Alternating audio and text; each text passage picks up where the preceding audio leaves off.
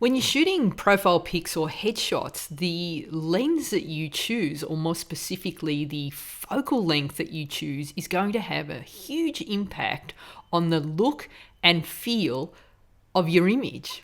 The focal length used in a headshot will also influence the physical appearance of the person being photographed. A wider focal length, or anything less than 35 millimeters, will distort the features and makes the face appear narrower.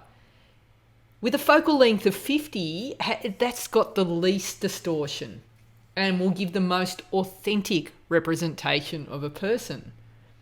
As the focal length becomes longer, you can see that the face becomes fuller because longer lenses compress the facial features.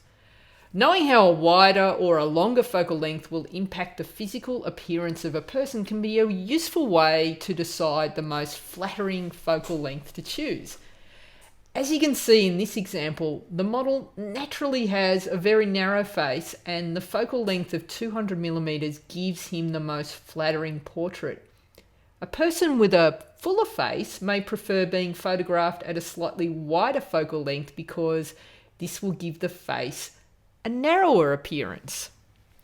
Another important factor to consider when you're choosing your focal length is your angle of view, or how much of the background is going to be important to your portrait. So if we take this image here and I'm shooting back into the room, using a wider lens, say a focal length of 24, means that I can get the entire room in the shot behind my model.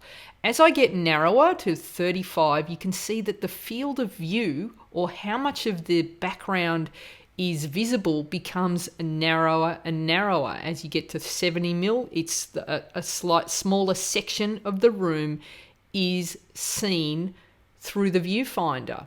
Now, this is important because when you're scouting locations, knowing what your field of view is will determine what background you can use for your images.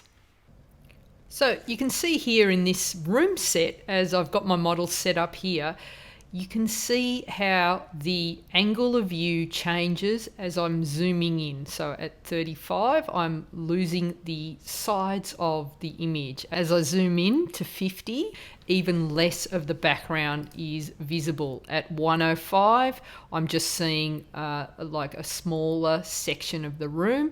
And when I zoom in to 200, you can see that I'm only shooting in a small section of the room. So one of the other advantages of using a longer lens means that you can actually shoot in tighter spaces, and because of the narrower field of view, I'm often using the 200 millimeter lens and shooting through doorways, or using busy locations that to the untrained eye might look like an unsuitable location. But if you're just using a small section of the room, you actually multiply all your background choices.